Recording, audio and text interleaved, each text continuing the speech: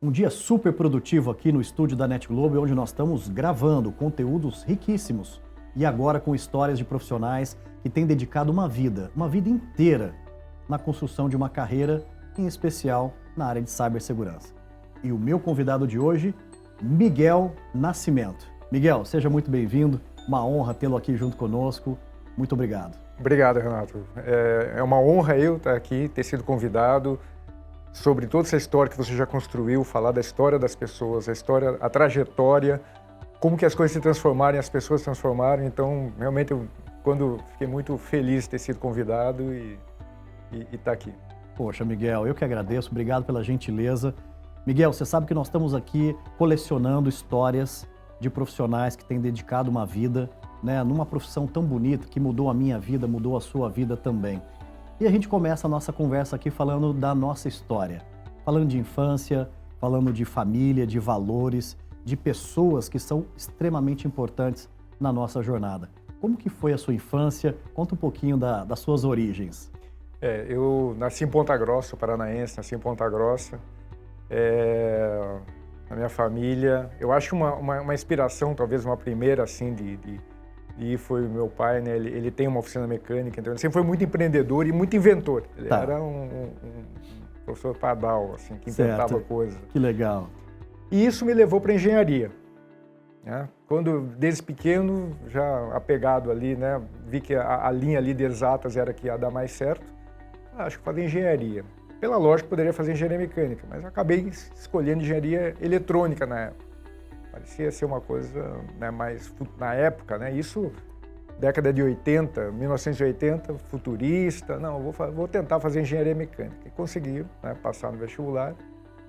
E assim, eu comecei uma trajetória nessa área quando fui fazer o curso de engenharia eletrônica em Curitiba. E me mudei para Curitiba, né, para fazer o curso. Então começou dessa forma. Esse foi o início de tudo. Poxa, que bacana. E você fez a Federal do Paraná, certo, Miguel? Eu fiz a Federal do Paraná, engenharia elétrica, né, com ênfase em eletrônica. E como as coisas mudam, né? Porque eu escolhi a área eletrônica e na faculdade, eu fiz um estágio dentro da própria faculdade, tinha um laboratório da Copel lá dentro, e estava numa época de microeletrônica. O Brasil estava começando assim, olha, nós precisamos começar a desenvolver engenheiros que vão fazer chips. Perfeito. Então, a minha formação foi voltada para essa área. A gente teve até em Campinas aqui, porque em Campinas é onde a gente fazia o desenho final do chip e depois mandava para fundição, né, de silício para poder fazer o chip. Mas eu desenhava chip e eu achava que a minha vida ia ser isso. Desenhar chip, desenhar circuitos. Na época até a gente tinha parceria com o Cefet. O Cefet ele fez um projeto de um algoritmo e a gente fazia então, transformava aquilo num chip, num circuito de microeletrônica. Para mim ainda era aquilo. Então me formei ainda pensando, olha, acho que vai ser essa área que eu vou trabalhar. Sensacional, que história bacana. Miguel, posso aqui entender que estou diante de um aluno muito dedicado, um ótimo aluno, que fera em matemática. Você era classificado pelos seus amigos como um grande estudioso, o CDF da nossa época, né? Um pouco sim. Né? Já tinha desde o início, né? Acho que foi uma boa base também, né? A questão. E aí é uma coisa que hoje as pessoas não valorizam, matemática, né?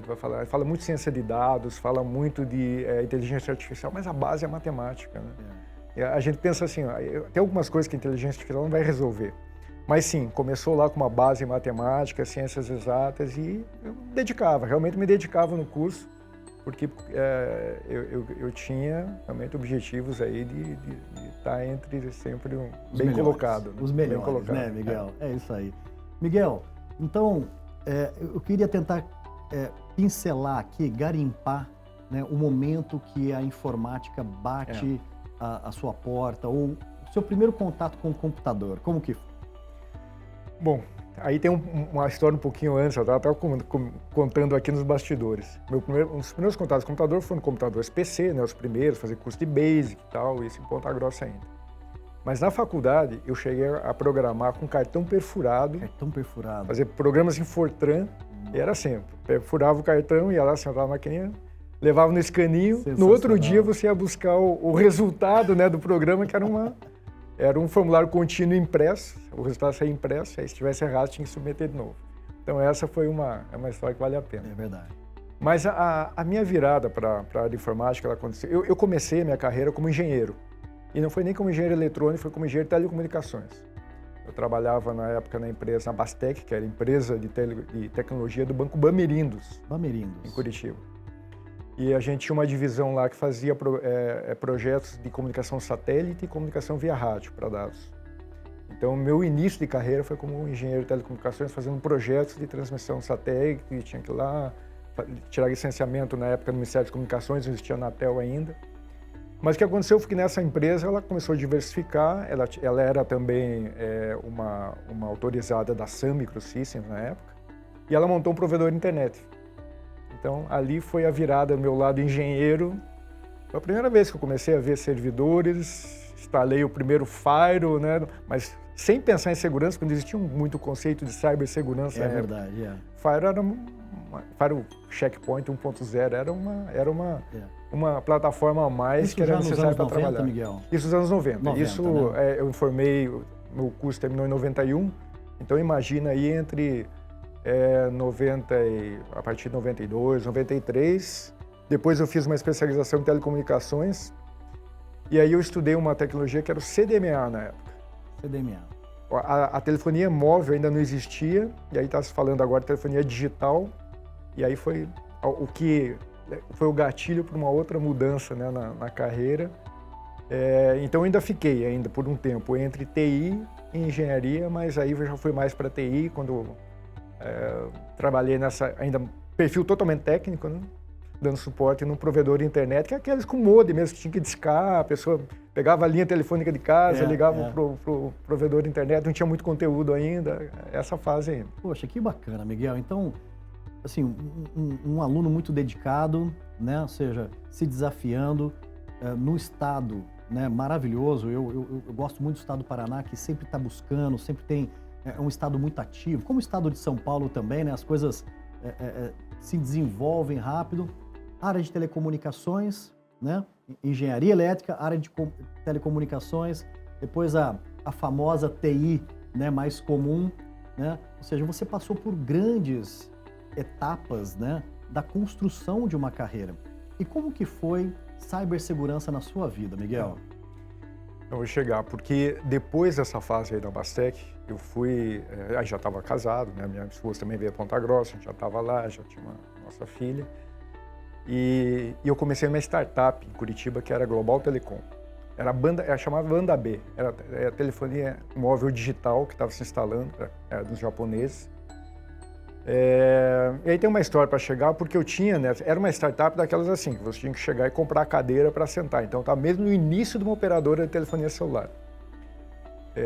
Perfil técnico ainda, mas depois eu entrei num projeto que foi para implantar o primeiro serviço de comunicação internet por celular do Brasil. Só tinha experimentação, Telesp estava experimentando, Telege, todo mundo estava fazendo pilotos, mas ninguém tinha serviço mesmo. Naquela época, poucos lembram, mas o acesso à internet do celular era texto, a gente chamava de WAP. Não tinha conteúdo, era texto, mas você conseguia acessar. Os japoneses queriam ser os primeiros aqui no Brasil e eu fui o gerente desse projeto lá. Depois já tinha entrado a operação, fui o gerente do projeto. E a gente implantou e foi realmente o primeiro serviço de acesso à internet para o celular foi da Global Telecom em Curitiba. O primeiro celular, né, comercial foi o meu celular, porque eu fui o gerente aqueles celulares ainda da Qualcomm e tal. E aí teve uma virada, antes de chegar aí na questão que você perguntou de cibersegurança, foi quando eu teve uma virada na minha carreira que foi para a área de gestão, porque aí foi criada uma divisão específica para tratamento de dados dentro do operador celular. Era tão incerto assim que não se sabia, em termos de regulamentação, se a operadora poderia explorar esse tipo de serviço, não estava escrito em lugar nenhum. Então criaram um prédio à parte, um data center à parte, uma estrutura à parte. Acabou o projeto, entregamos, o serviço estava no ar, eu passei a ser o gerente da área, da divisão de comunicação de dados da Global Telecom. E aí foi a virada para ser gestor, ela veio antes da cibersegurança. Quando esse serviço começou a rodar, começou a surgir, aí alguém falou assim, olha, agora a gente tem uma auditoria aí, o pessoal está querendo saber, a gente tem política de segurança? Não, tem política de segurança. Já tinha ouvido falar, conhecia, né? Já, na época tinha, né, a BS 1799, antes da ISO e tal. Não, vamos escrever. E aí foi o começo da cibersegurança por necessidade, porque alguém lá, olha, a auditoria está nos dizendo que agora com tudo isso a gente tem que ter segurança aqui. Então, vamos começar a estruturar isso. Que bacana. Ô Miguel, e como que foi essa... Porque eu vejo que o skill técnico você assim, dominou pelo trabalho, pela dedicação, os estudos e tudo mais. E como que foi essa virada na gestão? Como que foi para você?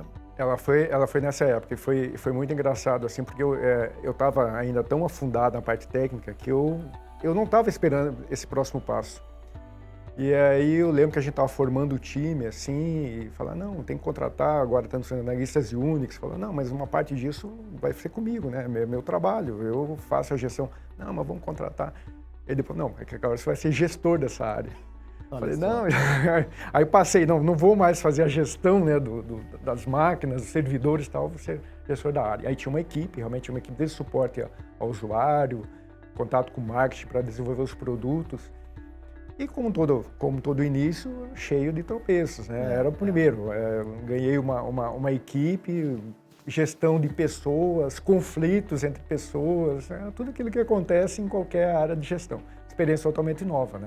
Mas era o início ali de uma jornada. Aí eu fui desligando, né, da área técnica e engrenando mais na área de gestão. Que bacana.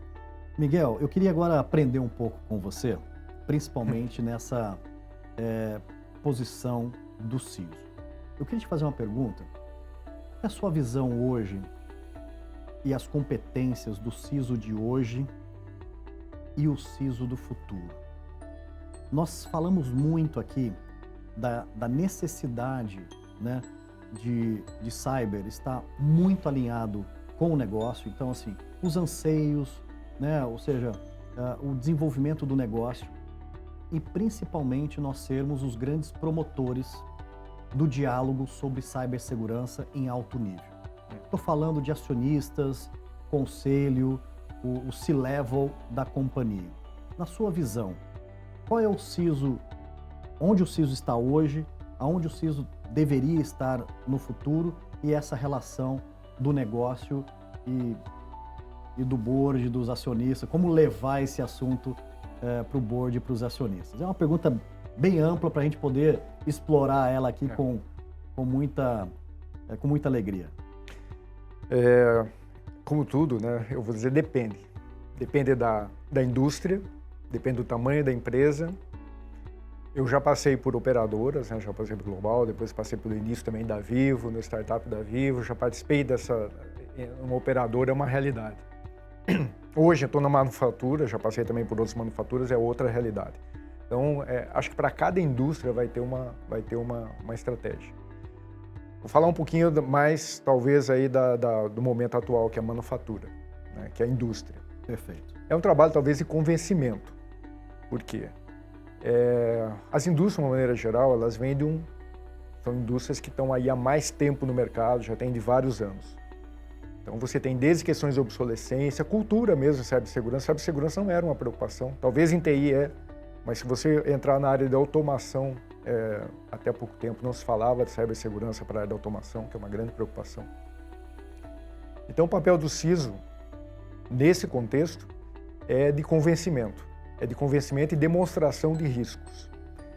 Uma atuação minha hoje é exatamente isso. É representar da melhor forma os riscos e sensibilizar quem está hoje, que não, até então falava, mas isso não era uma preocupação minha, por que isso passou a ser importante? As pessoas estão vendo notícias todo dia, tem fraudes, mas é sempre aquilo, eu acho que isso não aconteceu aqui, provavelmente nunca vai acontecer. E aí eu, obviamente, tenho uma receita de tecnologia para você aplicar da mesma forma, em cada caso. No caso da indústria, tem um lado que é TI e tem um lado que é automação, então tem diferentes áreas também. Fator humano sempre é essencial, né, como uma primeira linha de defesa. E isso também varia de uma empresa para outra, né? Numa empresa de manufatura, você tem um perfil de pessoas que têm uma necessidade, que também são vulneráveis, têm vulnerabilidades diferentes das pessoas que hoje trabalham numa operadora, ou num banco, ou num varejo.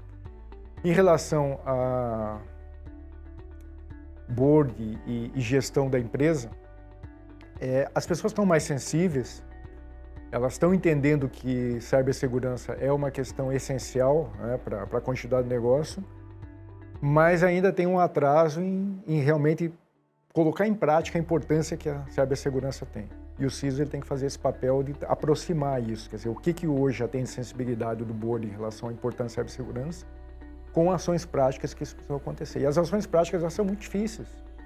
Elas são muito difíceis porque em indústrias e mesmo em algumas empresas, elas têm uma cultura já de vários anos, sempre foi feita dessa forma, deu certo dessa forma. Então, encontrar essa necessidade atual. O mundo mudou. Hoje, pegando aí, né, a última notícia do deepfake, né, em Hong Kong, as pessoas estão vendo isso, estão vendo que isso está acontecendo. Mas, ao mesmo tempo, o trem está rodando num trilho que já está construído, que já está assim.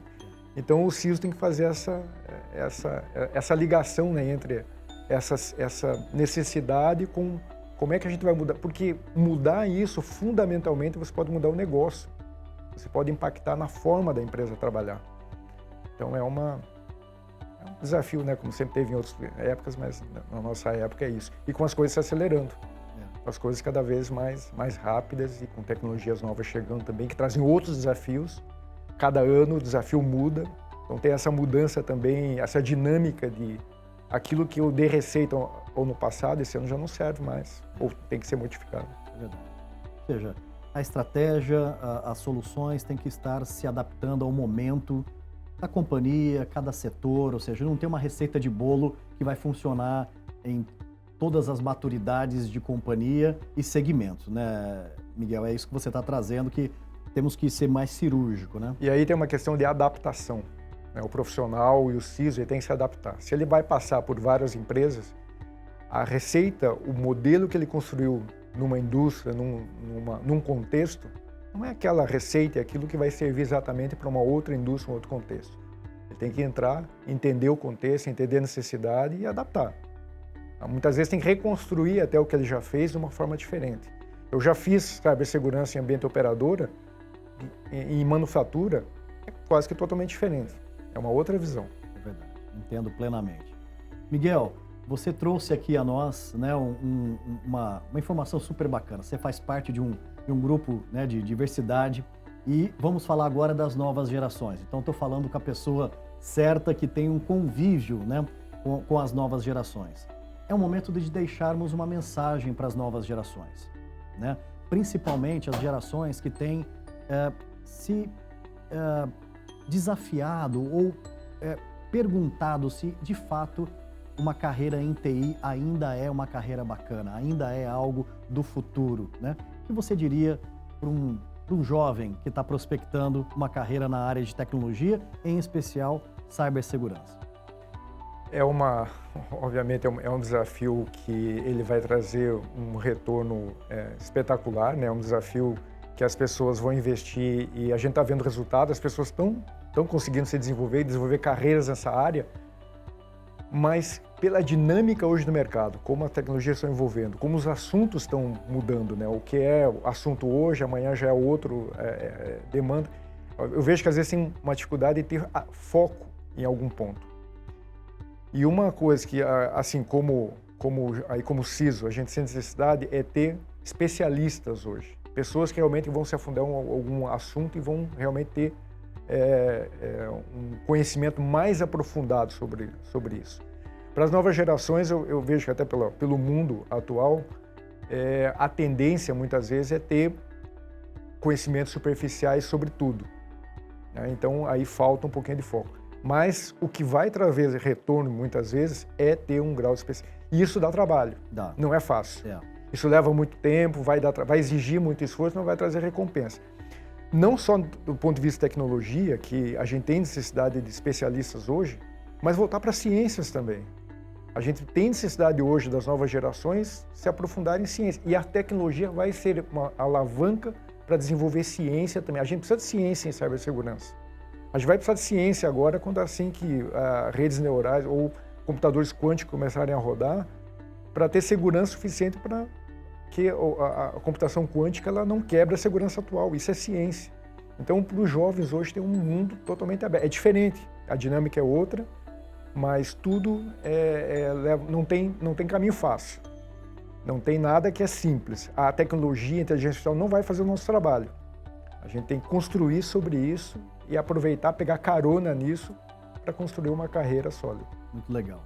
Miguel, nós sabemos que uma carreira como a sua, uma carreira linda, uma carreira de muita dedicação, de muitas escolhas, né? E obviamente de colheitas, não se faz muita coisa sozinho.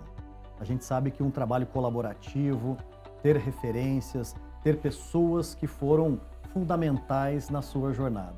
E eu queria abrir um capítulo aqui para que você pudesse, né, trazer à mente novamente, né, essas pessoas que passaram pela sua vida. Claro, são inúmeras, não vai dar para mencionar todas, mas queria que você falasse um pouco dessa importância de ter mentores, de ter pessoas boas te ajudando, né, a escalar essa longa jornada da vida. Vamos relembrar um pouquinho desse tempo, Miguel? Foram vários, isso eu acho que todo mundo pode relembrar de vários momentos em pessoas que tiveram essa importância na nossa vida profissional, que nos alavancaram, muitas vezes até nos deram feedback negativo, que foi importante depois para que você pudesse corrigir algumas coisas e ir em frente. É verdade. E eu tenho várias pessoas, desde quando eu comecei o primeiro trabalho como trainee, aquele que, né, o engenheiro que me pegava e ele pela mão fazia acontecer, as pessoas que acreditavam, no momento que eu passei, fiz a transição no momento técnico para gestor, que acreditaram, não, já está no momento de você fazer isso. Foi um grupo de pessoas lá que fizeram isso. E as pessoas também que me deram feedback negativo. Os chefes, né, que falam, olha, isso aí não pode ser, isso aí tem que mudar, isso está errado também. E as pessoas com quem, as minhas equipes também, com quem eu já aprendi muito, que também já me deram muitas vezes feedback negativo, olha, o caminho está indo errado, não está assim. Eu acho que uma coisa importante é você aprender também com as pessoas que estão em volta, tanto para as pessoas que você reporta para elas, quanto as pessoas que estão reportando para você. É verdade. Então, eu não vou cometer nenhuma injustiça de lembrar uma pessoa, mas eu tive várias pessoas na minha vida profissional que, por todos os motivos, contribuíram para o meu crescimento. Muito bacana, que bonito. Miguel, o que você gosta de fazer nas horas vagas? O Miguel, além do trabalho, e que te conecta com o seu eu, que te dá bastante prazer, um hobby? Eu sou muito família, né? Então ficar em casa, realmente aproveitar momento em casa, esporte, eu faço corrida, né, de rua, então é uma coisa também que para mim é muito importante, não só pelo aspecto físico, mas pelo aspecto mental também, é um momento em que coloco os pensamentos em ordem, então eu tenho uma certa disciplina com isso, gosto de fazer. E em casa, aí é cozinha, gosto muito de cozinhar, jardinagem um pouco, gosto de fazer pão, me dedico um pouquinho para isso também.